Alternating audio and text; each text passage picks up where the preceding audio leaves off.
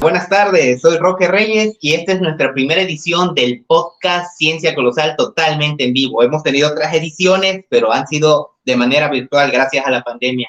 Hoy vamos a estar hablando de un tema muy interesante, realmente controversial no es muy interesante y ha estado olvidado. Vamos a hablar sobre cultivos sin padres. Sí, escuchaste bien, cultivos sin padres, sin madre, sin papá. Mayormente son conocidos como cultivos huérfanos. Y para eso no vamos a estar solos. Aquí ya pueden ver que estamos con una eminencia. Estamos con el doctor César, que les cuento su trayectoria antes de iniciar el tema. Él es ingeniero agrónomo, tiene una maestría en ciencias de horticultura y un doctorado en ciencias agrarias. Y realmente vamos a adentrarnos en el tema ya directamente, sin más preámbulo. Vamos a estar hablando de cultivos huérfanos. Y para iniciar esto tenemos que saber, Doc, ¿qué es un cultivo? Un cultivo agrícola es aquel material vegetal en el cual el ser humano lo siembra, lo cosecha y ya sea que es para sacar una remuneración o para la alimentación del mismo, como autoalimento. Entre los cultivos se puede entrar que entra la milpa. ¿La milpa es un cultivo o qué es la milpa? La milpa es un cultivo. Hace rato te estaba platicando que yo soy originario de Oaxaca y ahí en Oaxaca le llamamos milpa al maíz, pero en otros lugares es el sistema milpa. El sistema milpa se asocia el maíz, el frijol, calabaza y chile. Así lo podemos denominar como sistema milpa. Es un cultivo exactamente tradicional, alimenticio para el ser humano y que puede tener, aparte de estos cultivos que mencioné, otros tipos de vegetaciones como los denominados quelites. Muy bien, Doc. ¿Cuáles son los tipos de cultivo que hay? En el área de agronomía tenemos diversos cultivos de hoja, de raíz, de tallo y vienen otros de tipo frutales, por ejemplo.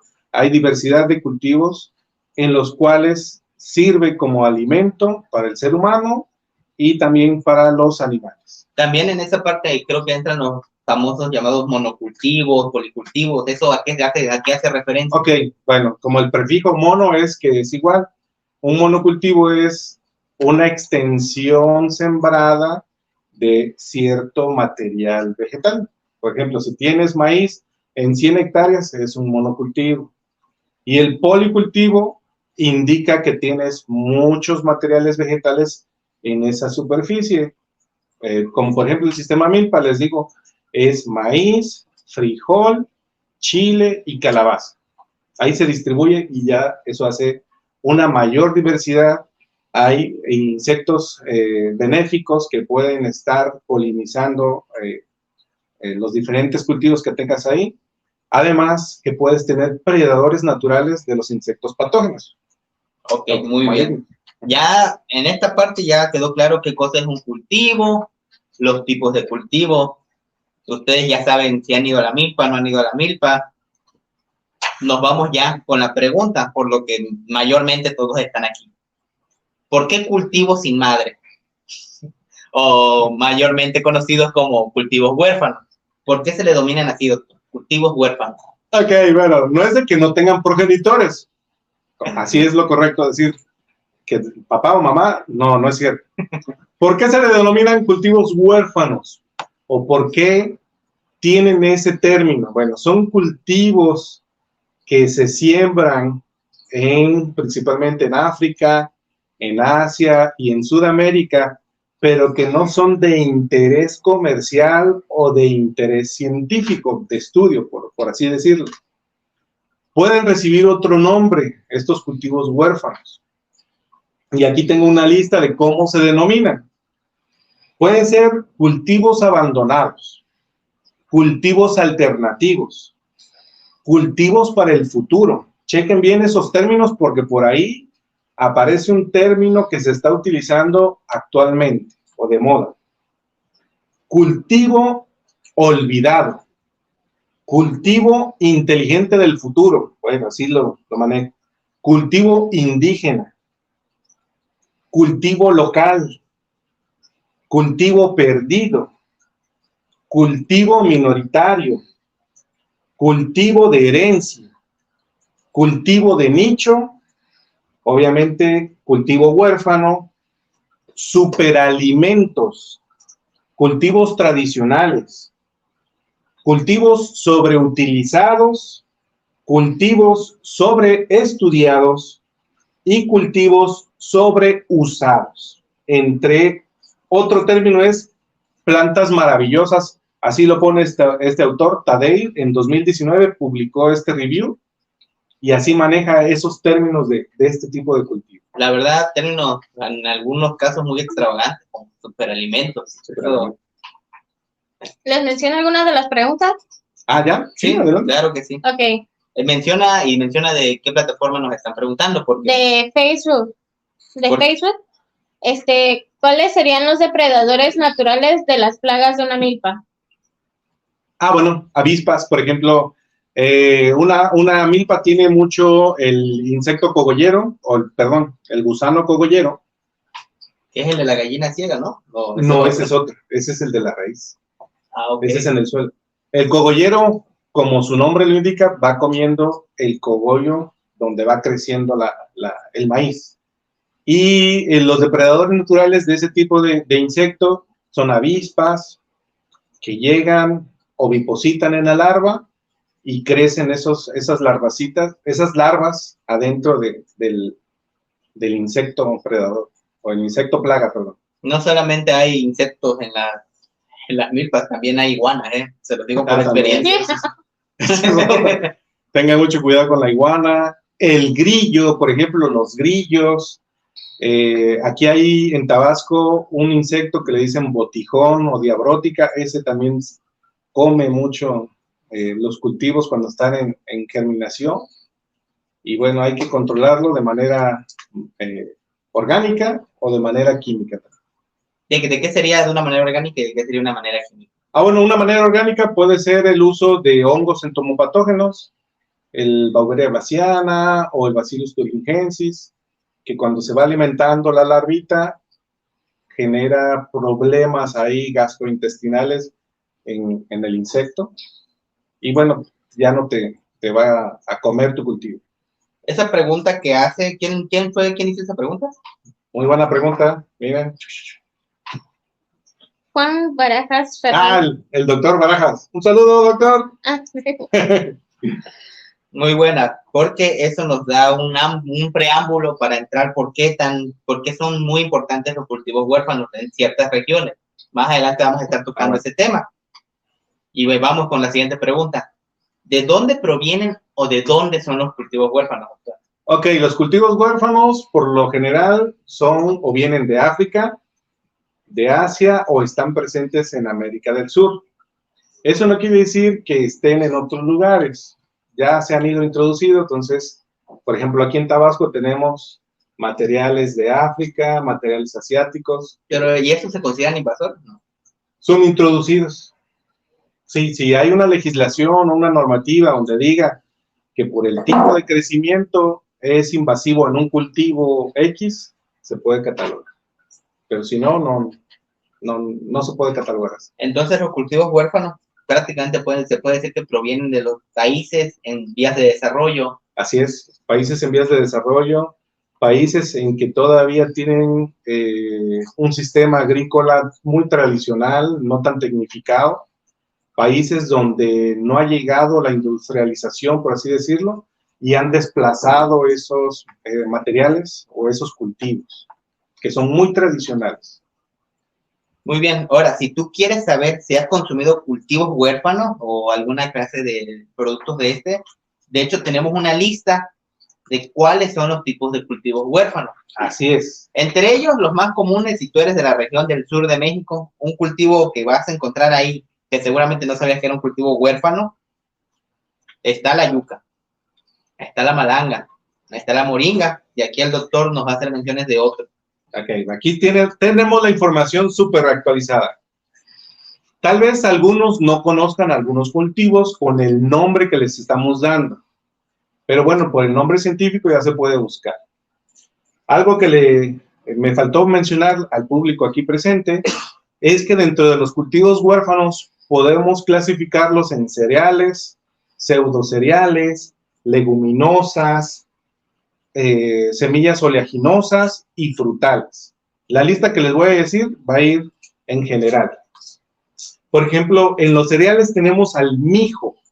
El mijo es uno de los cultivos que casi no se destina tanto a la alimentación del ser humano. Nos estamos refiriendo a un vegetal, a una planta, a un cereal. Sí, porque hay un TikToker que se llama el mijo, no vayan a confundirlo con él. No, es un ser humano, no. Dentro de los pseudocereales está el trigo sarraceno, está el amaranto y está la quinoa. Estos tres alimentos vegetales del tipo pseudocereal han tenido un poquito más de auge porque son bajos o no tienen gluten, y hay individuos, seres humanos, que ya son como intolerantes al gluten.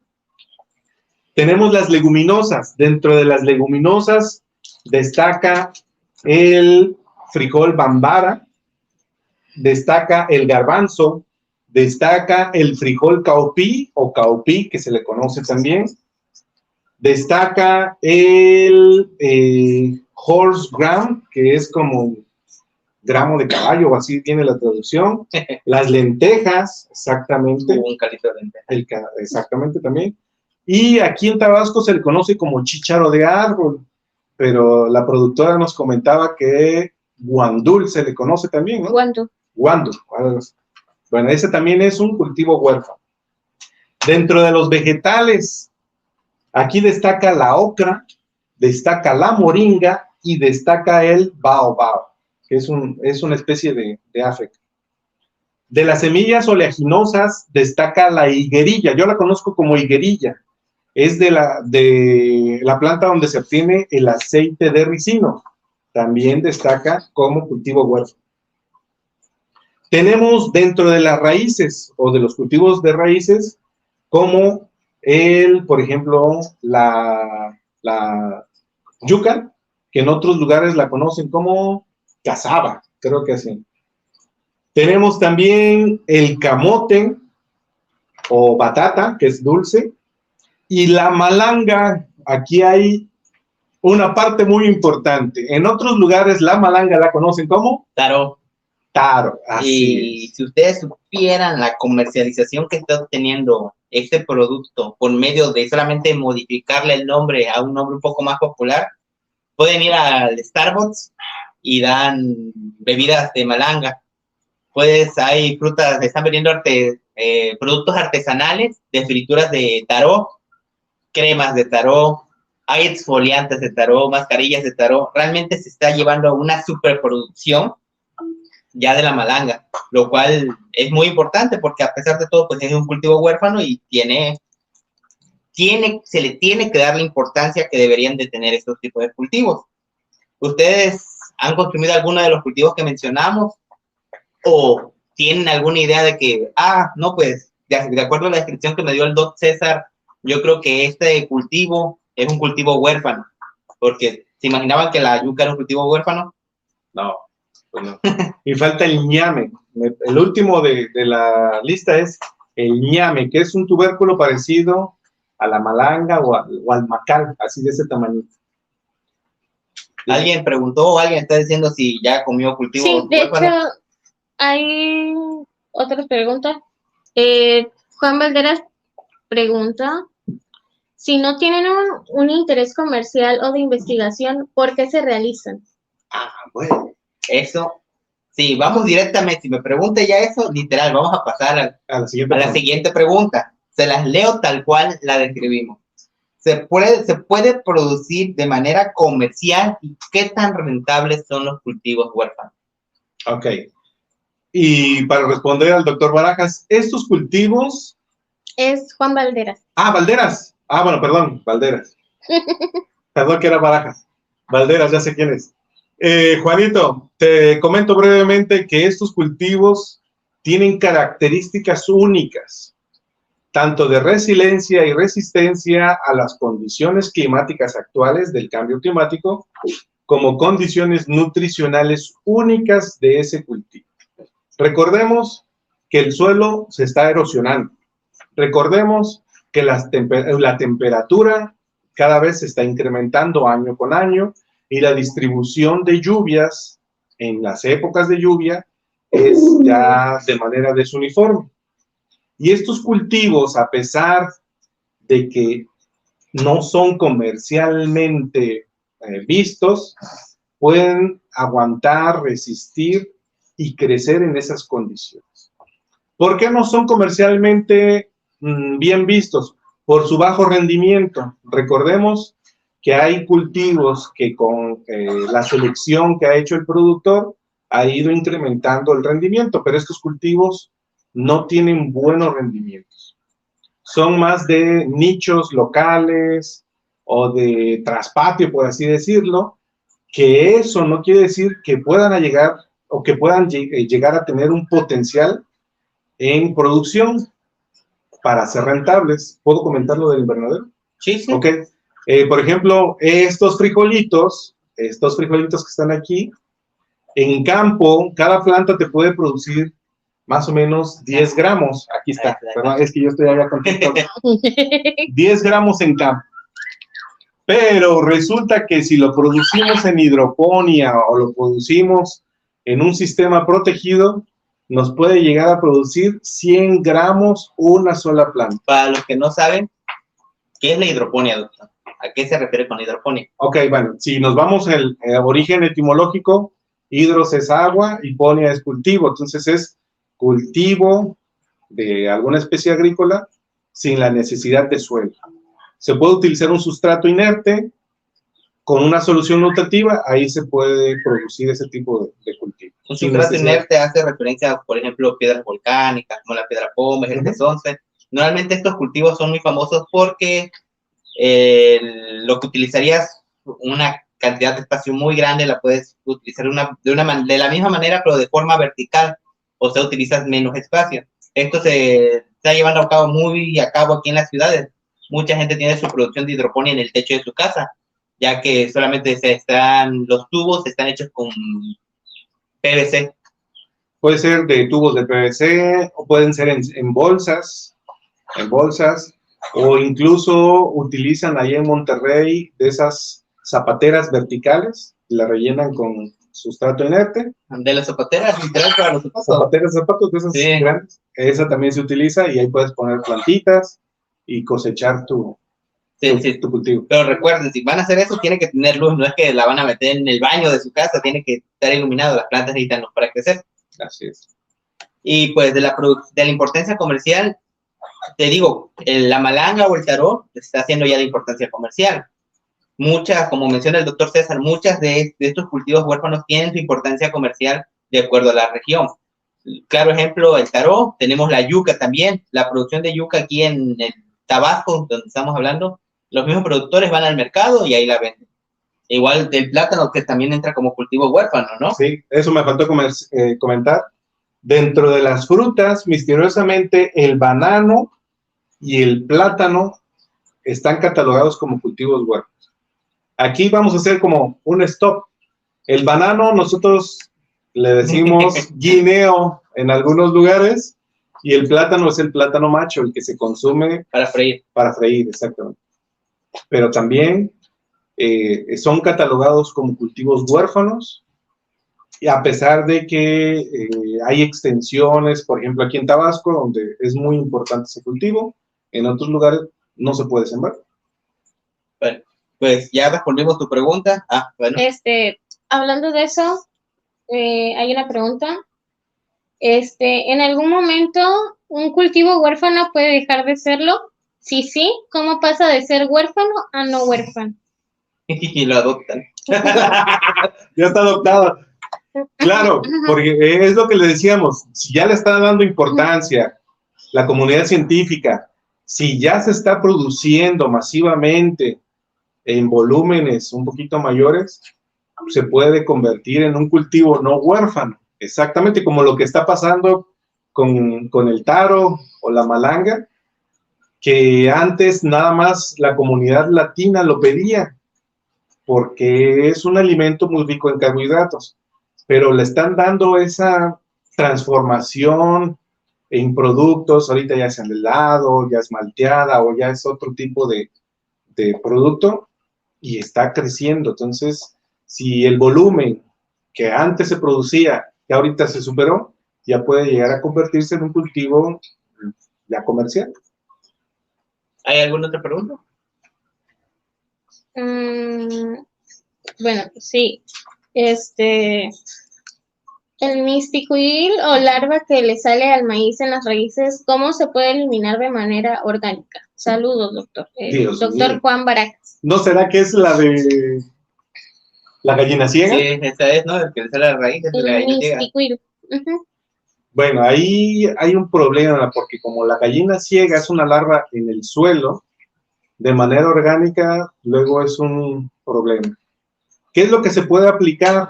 Bueno, se puede aplicar el producto de la rea tridentata. La rea tridentata, el nombre científico es la rea tridentata, es la gobernadora. La gobernadora se está siendo investigada ahorita porque tiene un potencial antifúngico, bactericida y en algunos casos puede ser insecticida. Ese se pudiera probar. ¿Qué problemas hay? Que aquí en Tabasco no hay distribuidores de productos orgánicos y la rea tridentata lo tienen que localizar en Mercado Libre. Ya hice la promoción ahí, no importa. Y cuesta caro. En comparación con un producto químico normal, es más caro. Y la tierra de diatomeas. También puede utilizar tierra de diatomeas, que es un poquito más barato o económico. Bueno, es mucho más fácil de conseguir también. ¿También? Sí. Ahí está, tierra de diatomeas, insecticida natural. Este está más barato, también le puede servir. Patrocínenme. Patrocinen ahí a Bioplant MX. Sigamos. Muy bien. Pues ya las preguntas se han estado adelantando un poquito, pero vamos a seguir para aclarar ciertos puntos. Dos, ¿podemos producir cultivos huérfanos en nuestro hogar o en un lugar muy reducido? Claro que sí. Técnicamente el cultivo huérfano puede ser producido en sustrato inerte, como ya lo habíamos mencionado en hidroponía.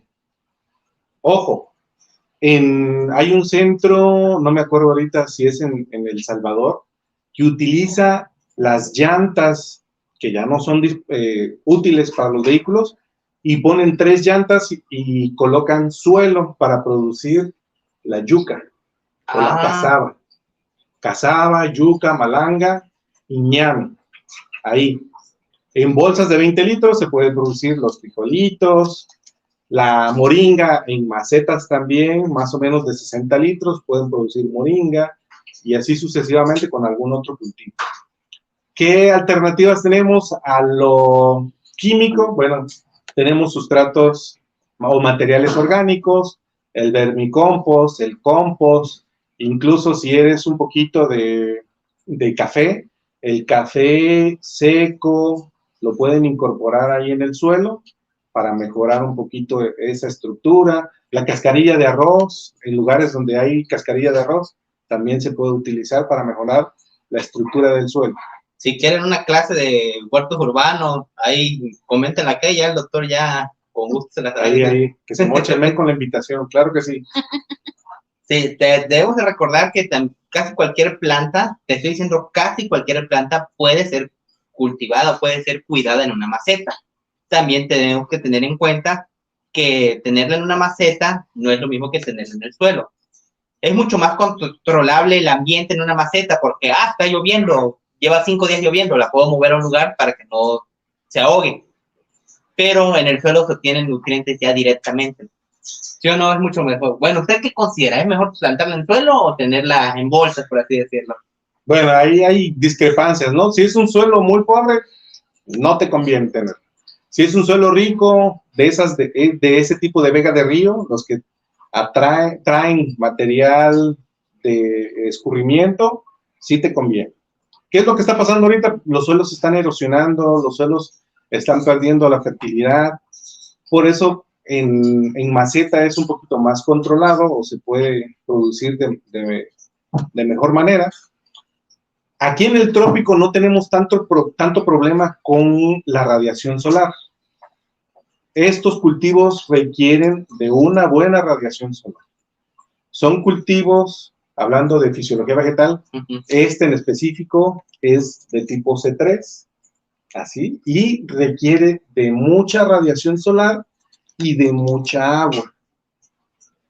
Pero si no tengo mucha agua, bueno, en época de lluvias pueden aguantar esas precipitaciones, y en época de sequía también pueden aguantar pequeños riegos de auxilio.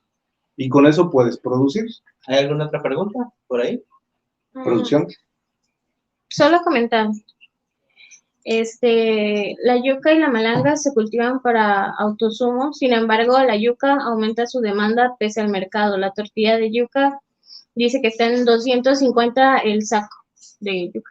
Sí, es lo que les decíamos, que dependiendo de la zona, del lugar, es la demanda de la yuca. Y también la yuca tiene mayor demanda porque tiene una mayor producción, se produce mucho más rápido la yuca que la malanga. Tarda más o menos igual, Sí. 9 meses. 9 meses. Sí.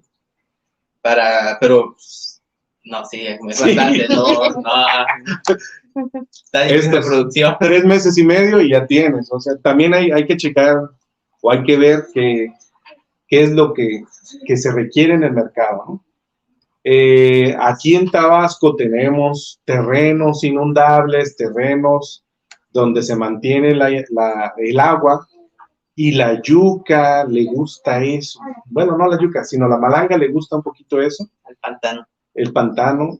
Y se pudiera aprovechar esos suelos para cultivar ese material.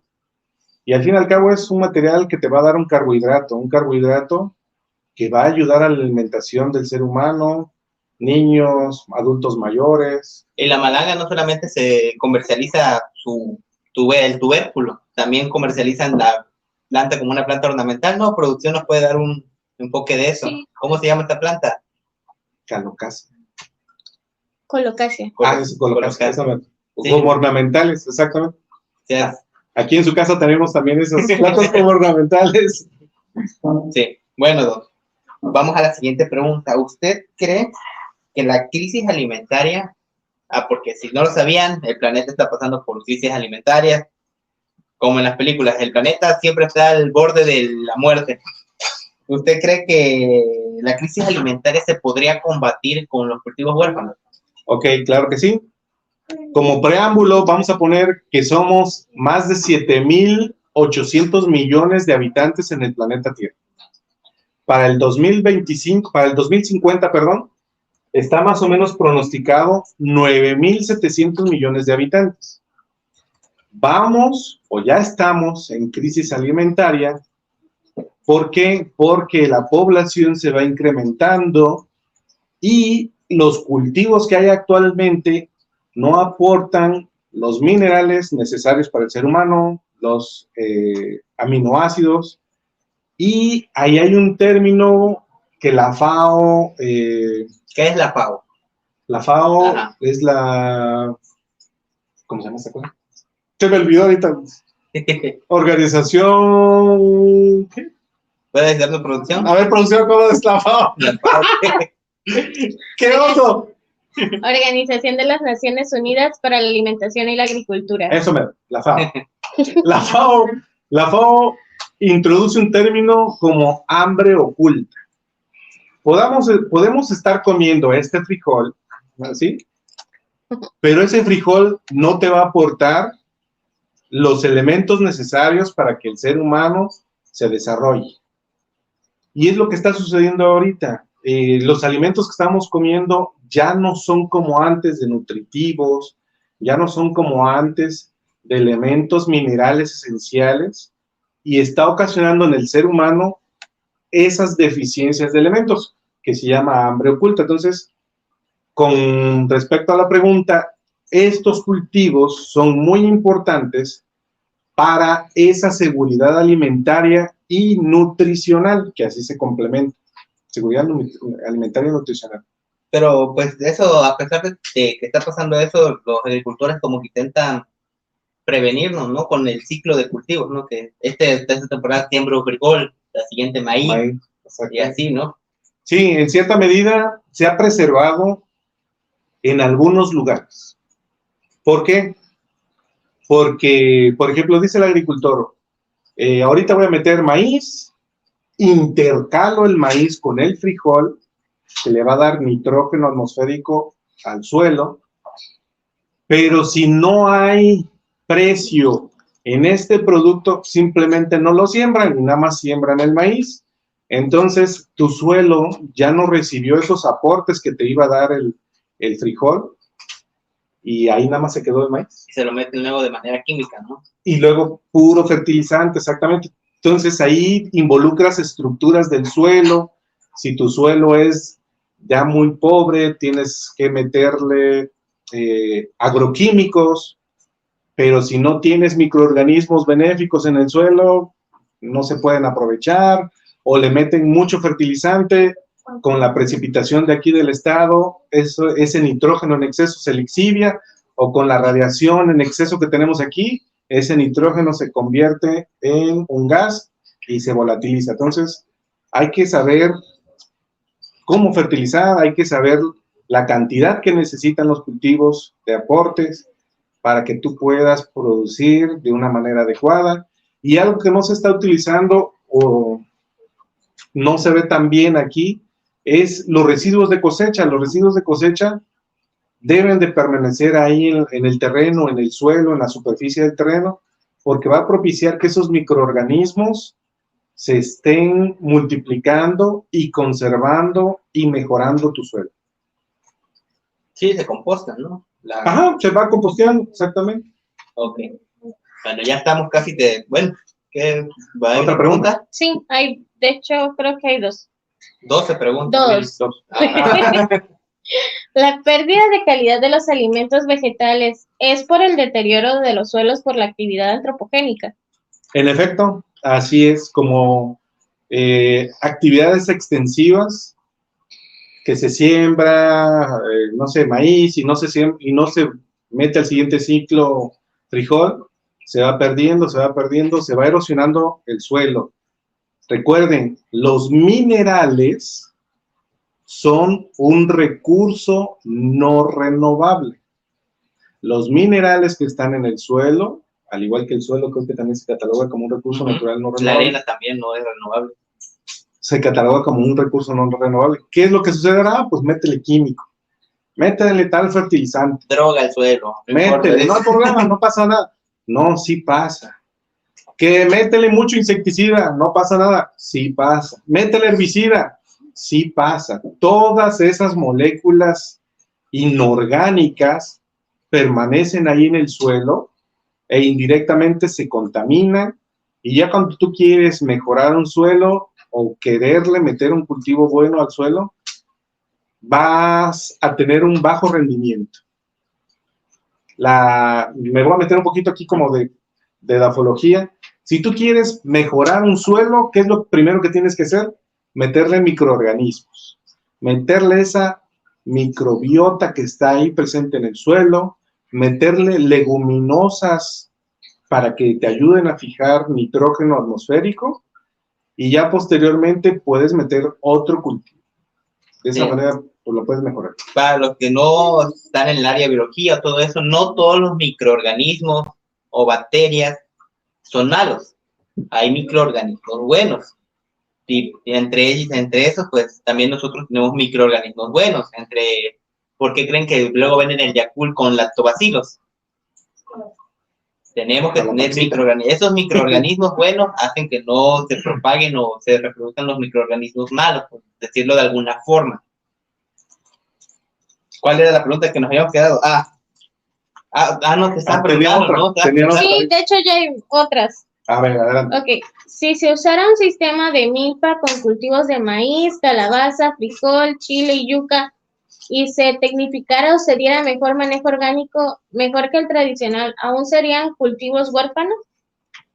Bueno, no tendrías que hacerlo. Se tendría que tener más extensión y más producción. Eso se hace en algunos productores aquí en Tabasco. Tienen maíz, frijol, yuca, chile, calabaza. Pero imagínense que no solamente lo haga un productor de Jalapa, por ejemplo, que lo hagan todos los productores del estado de Tabasco, todos los productores del estado de Chiapas, todos los productores del estado de Oaxaca, de Campeche y así sucesivamente, y se pase esa tendencia a otros lugares, porque es de importancia mundial, no solamente local. Por eso son huérfanos, porque son nada más de nichos locales la importancia. Tiene que ser un poquito más internacional para que lo vean de otra manera. Y así. Ok. Otra pregunta. En los frijoles huérfanos, para desarrollar una seguridad alimentaria, ¿sería de interés trabajarlos como alimentos funcionales? Ah, mira.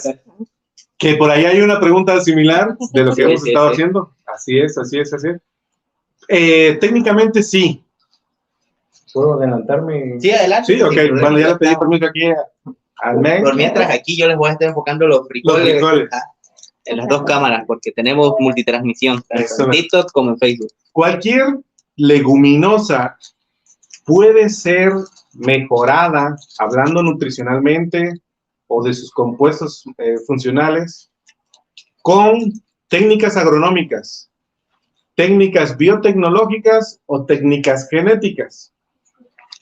Actualmente se introduce un término que se denomina biofortificación, lo cual indica o se hace referencia a la adición de algún elemento esencial para la planta, pero que pueda modificar el contenido de compuestos bioactivos, antioxidantes o aminoácidos esenciales que pueda tener esa planta, porque no existe en el suelo ese elemento.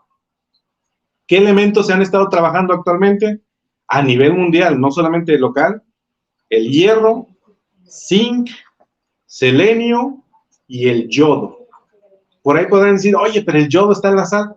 Sí, pero hay algunos lugares donde en los alimentos se incluye el yodo. Podrá decir otro fan destacado, no hater, fan destacado, pero el hierro, nuestros suelos tienen mucho hierro.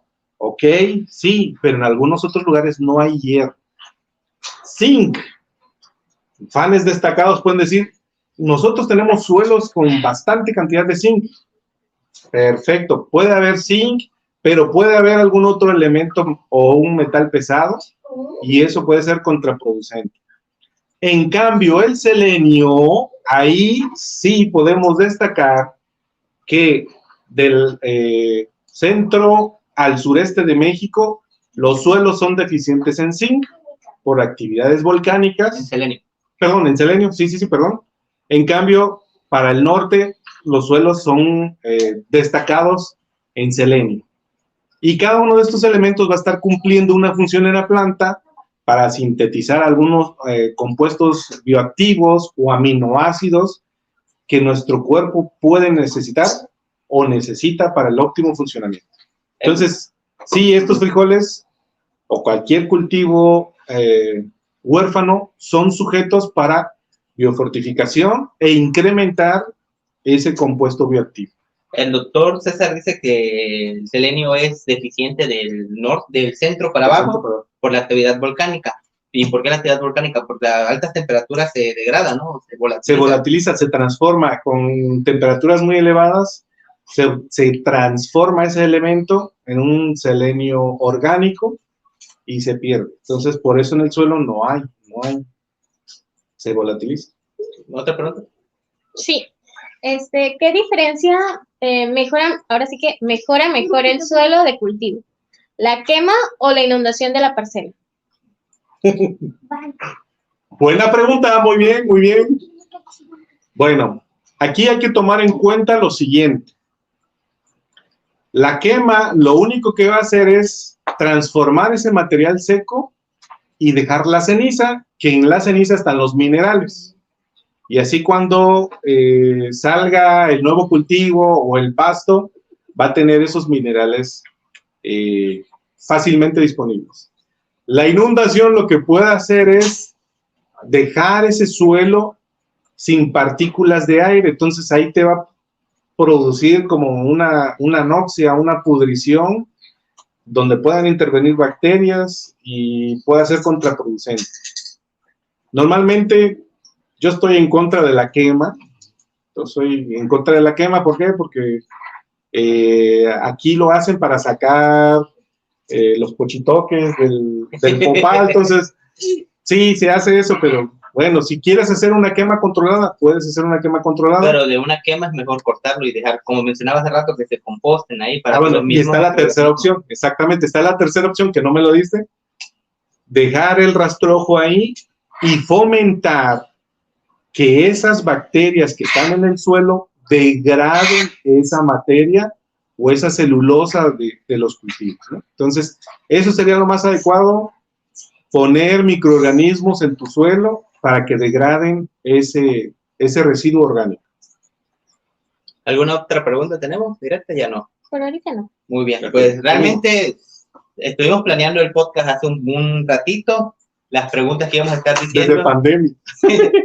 Las preguntas que íbamos a estar diciendo y realmente nos alegra que estén haciendo estas preguntas porque son las preguntas que nosotros decimos que nos iban a hacer, ya traíamos las respuestas, estábamos haciendo trampa, ¿no? Muy bien, vamos a continuar con la siguiente. ¿Estos cultivos se pueden mejorar de alguna forma o con alguna técnica?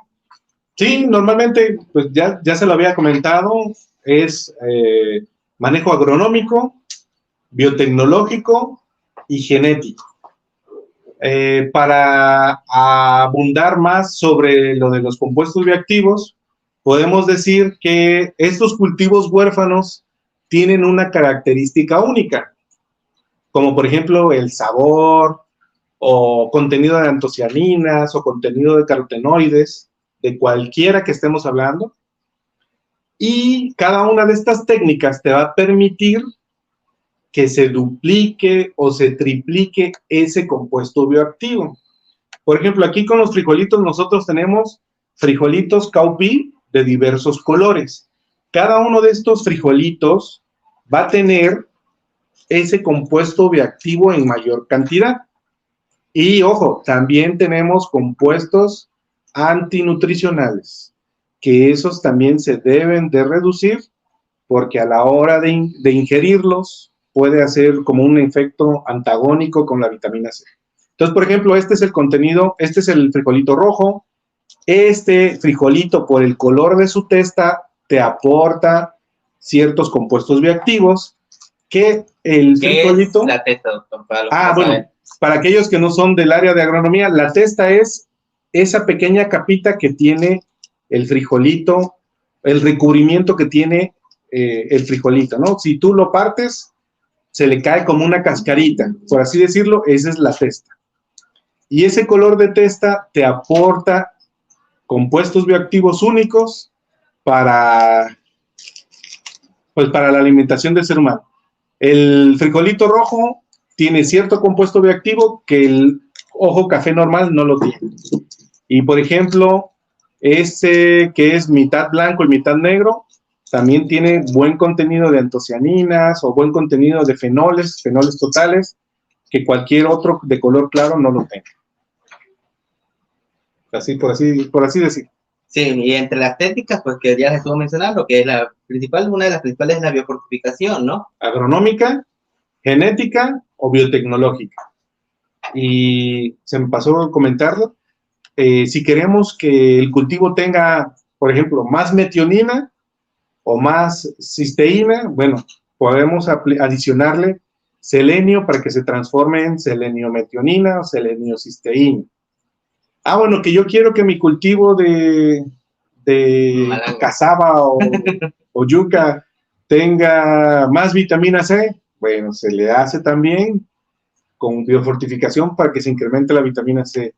La biofortificación, ¿a qué se acerca? ¿A qué hace referencia con biofortificación? Biofortificación es la adición de ese mineral que está deficiente en el cultivo. Entonces, es una manera de enriquecimiento, por así decirlo. ¿Y con esa técnica no se destruye el suelo o algo así? No, porque es directamente a la planta de manera foliar o en el fertirriego, que tú le adicionas pequeñas dosis o concentraciones de ese elemento para que cambie su metabolismo, por así decirlo, o que incluya la planta en su metabolismo ese elemento.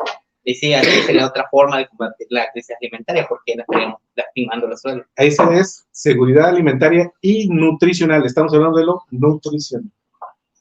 La seguridad alimentaria es la proporción o la cantidad del alimento que sea disponible para todos. Y la nutricional es lo que se está olvidando.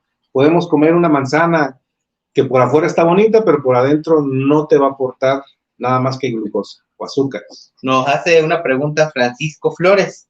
Mira, Betuel. Ya la estuvimos respondiendo, pero la volvemos a hacer en contexto. ¿En qué tipo de suelos se adoptan? Me imagino que está refiriéndose a los cultivos huérfanos. ¿En qué tipo de suelos pueden crecer? Ajá, se adaptan.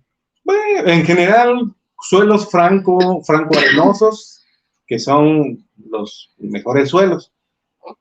¿Qué pasa? Que dependiendo del lugar de residencia o del estado en donde radican, pues te puedes adaptar al suelo. Pueden ser suelos calcáreos de la península de Yucatán, suelos arcillosos de algunas partes del estado, suelos franco-arenosos también de otra parte del estado que se puede aplicar. Entonces, si tú tienes suelos calcáreos, adáptate a ese suelo. Hay maneras de cómo controlar el pH, la conductividad eléctrica bajo ese sistema, y también puedes hacer biofortificación. O sea, no implica que solamente tengo que utilizar este suelo, no. Dependiendo del suelo que tengas, puedes hacer esas técnicas de biofortificación o enriquecimiento. Ahí entra también otro punto, ¿no? De los cultivos huérfanos que tienen bastante resiliencia y resistencia. Me imagino que pueden ser un poco más adaptables a ciertos tipos de suelos. Así es. En específico, estos les gusta el pH ácido del suelo. Crecen muy bien a pHs de 4 de acidez. pHs un poquito alcalinos, ¿como de cuánto? De 8 también crecen muy bien. Suelos arcillosos también se da muy bien por su sistema radicular que tienen estos frijoles. Y lugares con poca precipitación también pueden estar ahí. Ok, pregunta Juan Valderas. ¿Qué desventajas o repercusiones puede haber para el sector agroindustrial si se opta por llevar a cabo la agricultura de modo que rastrojo se deje para el aprovechamiento del suelo? Prácticamente le está diciendo, doctor, le está tirando muchas flores al que deje rastrojo ahí. ¿Cuáles son las desventajas? Séame sincero. ¿Por qué quieren desventajas? No, ¿por qué quieren desventajas? ¿Como cuál? A ver, no hay desventaja. ¿Por qué? Si tienes el rastrojo ahí, estamos suponiendo que tienes buen contenido o buena microbiota ahí. Ese es buen punto, ¿eh? Estamos suponiendo que tienes buena microbiota ahí. Pero si tú te percatas que esa materia orgánica no se ha degradado y se te sigue acumulando, ahí tendrías un problema de que no tienes microorganismos y se te va a ir acumulando, y luego puede haber un problema con tu relación carbono-nitrógeno. Ahí sí tienes que tener, esa sería una desventaja, tienes que tener en cuenta que tus microorganismos estén presentes para que puedan degradar esa celulosa que tiene tu cultivo. En dado caso que no tengas esos microorganismos, se te sugeriría poner vermicompost. El vermicompost es el humus de la lombriz, y ese está enriquecido con muchas bacterias que te pueden ayudar a degradar esa materia orgánica que está ahí, o ese rastrojo que está ahí en tu cultivo, en tu terreno. Sería una pequeña inversión por una gran ventaja. Así es. Y para eso le vamos a hacer promoción a Bioplan. Bioplan tiene sus lixiviados de lombriz, sólidos y líquidos. Lo puedes utilizar ahí. Ok. ¿El mejoramiento genético es posible en los cultivos huérfanos? En efecto, nada más que el mejoramiento genético, para que tú tengas un producto o un material, debe de pasar de muchos años. 10 años, por ejemplo, en los híbridos de maíz, son 10 años de investigación para que puedan liberar un maíz, un híbrido de maíz. En cambio, el tipo agronómico es de menor tiempo para que tú lo puedas tener el producto, pero bueno, lo más recomendado es genéticamente o por mejoramiento genético tradicional. El mejoramiento genético tradicional es la selección artificial. La selección, exactamente. Entonces, indirectamente los productores año con año seleccionan mazorcas, vainas o su material de semilla con destacadas características y ellos van haciendo su mejoramiento genético paso a paso. Hay productores que tienen semillas seleccionadas desde su abuelo, entonces ya tienen generación. De hecho, en esto de la selección artificial hay muchos videos aquí en Facebook y en TikTok donde ponen cómo era la sandía hace 80 años, cómo es la sandía ahora. Ahí pueden guiarse, igual está de hecho, ya ha habido mejoramiento genético en un huérfano. El plátano ha sufrido mejoramiento genético. Así es.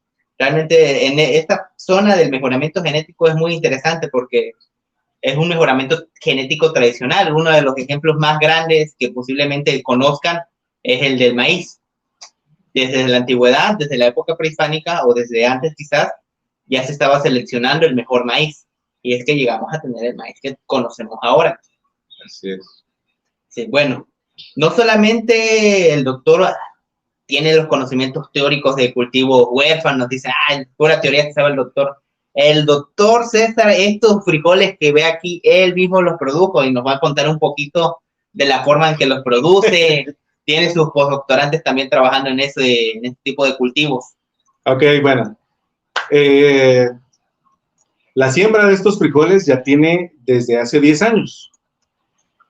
Primero se sembraron de manera hidropónica para propagar o multiplicar la semilla y ahorita ya está en campo. Lo estamos sembrando en campo y ya de este año va a ser del segundo ciclo que se va a obtener de los diferentes materiales. Aquí nada más les presento estos 5 materiales, pero en realidad tenemos 9 materiales o 9 colores diferentes del mismo frijol, es decir, del Vigna unguiculata, que es el caupi, tenemos 9 colores diferentes. Nada más les presento 5. Por ahí podrá decir un men, es que ese men es frijolero y yo quiero con el frijol común y todo eso. Bueno, tengo mis razones y las cuales son, como ya lo habíamos mencionado, el cambio climático. Estos frijoles resisten la sequía. Estos frijoles resisten estas condiciones climáticas del trópico húmedo. Temperatura de 40 grados con sensación térmica de 48. Estos los resisten. El frijol común en mayo no se puede sembrar por el calor. Entonces ahí ese cultivo puede colapsar, el frijol común. Y este le gusta el calor, le gusta estar ahí. Y hemos ido biofortificándolo con zinc, con hierro, ahorita está con selenio. Y cada uno de estos elementos propicia o fomenta ciertos compuestos bioactivos, como un comentario que hicieron ahí, cada uno de estos elementos. Y de pasar a semillas heterogéneas, es decir, chicas, medianas y grandes, ahorita se puede conseguir una semilla homogénea del tamaño mediano, tenemos materiales de semilla grande. El problema de tener materiales de semilla grande es que cuando tú lo estás cociendo, va a tardar más en cocer. Ya hizo también hasta selección artificial ya. Exactamente, estamos haciendo selección, entonces buscamos una semilla o un tamaño de semilla mediana es grano. Ahí disculpen, se llama grano cuando es para consumo humano y se llama semilla cuando es para siembra. Entonces nosotros buscamos un tamaño de grano mediano para que se pueda cocinar en un menor tiempo en comparación de un grano grande. Y bueno, ahí estamos con mis postdoctorantes. Tenemos 2 postdoctorantes que iniciaron en diciembre del año 2022. La doctora Teresa está trabajando en 4 materiales de frijol caupi biofortificados con selenio, y el doctor Amelio está trabajando con maíz criollo del estado de Tabasco, biofortificándolo con selenio para fomentar estos compuestos bioactivos en el cultivo, ¿no? Específicamente metionina, seleniometionina, seleniocisteína, y probando también cosas de fisiología, si cambia, por ejemplo, el contenido de agua en la hoja, si cambia la actividad fotosintética en la hoja, el contenido de pigmentos, porque por ahí hay una ruta metabólica que te ayuda mucho ese microelemento que no es esencial para la planta, pero para el ser humano y animales sí es esencial. Ok, si quieren que los postdoctorantes vengan aquí a hablar un poquito de su proyecto, háganlo mención, y aquí vamos a estar, el doctor César nos va a estar vigilando por atrás para estar pendiente de ellos. Claro que sí. Acuérdense, la doctora Teresa Sayani y el doctor Amelio. Uno está trabajando con frijoles y el otro está trabajando con maíz, así que serían temas muy distintos, nos hablarían de su proyecto. Y pues ya hemos llegado al final de nuestro podcast, no tenemos ninguna otra pregunta, ¿verdad? ¿O alguien se quedó con alguna duda? ¿Alguna duda por ahí? Les recordamos que estamos en la División Académica de Ciencias Agropecuarias de la Universidad Juárez Autónoma de Tabasco. También está abierta la convocatoria de la maestría en Ciencias Agroalimentarias, de ahí de la DACA, para aquellos que tengan interés o tengan esa inquietud de qué cosa hacer, ahí está la maestría. O, por ejemplo, estaba una espectadora que no sabía qué estudiar. Si te gusta la tierra, si te gustan las plantas. Jocelyn. Y si te gusta sembrar, agronomía es lo idóneo. También involucra, y mucha observación, porque todo esto nació de observar, aprender a observar los diferentes colores que hay. Entonces, tenemos... no, me había comentado que unos frijoles los había obtenido solamente de 1 kilo de un frijol, ¿sí? Eso no lo comentó. Exactamente, bueno, no lo comenté, pero por ejemplo, yo inicié con 1 kilito del caupí normal, el ojo negro, y ahí me percaté que venían poquitos granos, 3 granos del vaquita, del rojo, sí me lo dieron ahí en Huimanguillo, y me salió esa inquietud de si era una cruza o era una variante de ese mismo material. Se fueron multiplicando, y hasta ahorita pues, le puedo decir que no, que son morfotipos del Vigna unguiculata que tienen diverso color.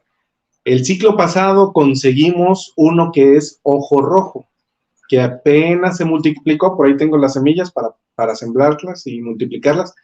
Esa variante no la teníamos, apenas el ciclo pasado lo obtuvimos, y la característica de ese material es que tiene una vaina color rojo, muy única en ese tipo, y bueno, y debe de tener características organolépticas y sensoriales únicas, así como cualquiera de estos que están aquí, y también de compuestos bioactivos. Igual, bueno, pues recuerden, ya estamos en el final, pueden ir a seguir al doctor César en su página de TikTok, tiene YouTube. Tengo YouTube, TikTok, Facebook, César-Agromen, ahí podemos estar en contacto. Disculpen si no he subido videos, pero ahorita... Tienen videos muy buenos, por ejemplo, tiene videos hablando sobre la semilla mágica, la moringa, sobre sus frijoles, realmente tiene muy, muy buenos videos. De hecho, hay un espectador que pregunta, ¿cuándo será el próximo capítulo? El próximo capítulo, con el doctor César, pues vamos a sacar un temita y ya vamos a ver, pero normalmente los capítulos de un podcast colosal, Conciencia Colosal, van a ser una vez al mes. En dado caso, a menos que vayamos a hacer, les haya encantado la aparición del doctor César y el doctor César tenga tiempo, se podría hacer una vez al mes con él, hablando de diversos temas, no solamente de agronomía. Tengo lombrices también, en pandemia me puse a producir lombrices, no intestinales, lombrices de tierra. Sí, ya sé que los fans son medios malos. Lo que están pidiendo es que si podrían hacer una semana con otros científicos o el podcast con otros científicos. Hay muchos colegas ahí en DACA que les puede apoyar. Recuerden, en la División de Ciencias Agropecuarias tenemos 4 carreras: alimentos, agronomía, acuacultura y medicina veterinaria y zootecnia. Entonces, esos colegas en ese amplio mundo de las ciencias agropecuarias les puede ayudar en los temas que ustedes tengan de interés. Muy bien, chicos. Y todas las personas que están aquí presentes, fue un gusto haber estado con ustedes. recordamos, estuvimos con el doctor César, fue un gusto haber estado con ustedes y los esperamos para una próxima transmisión. Un fuerte Hasta luego. abrazo.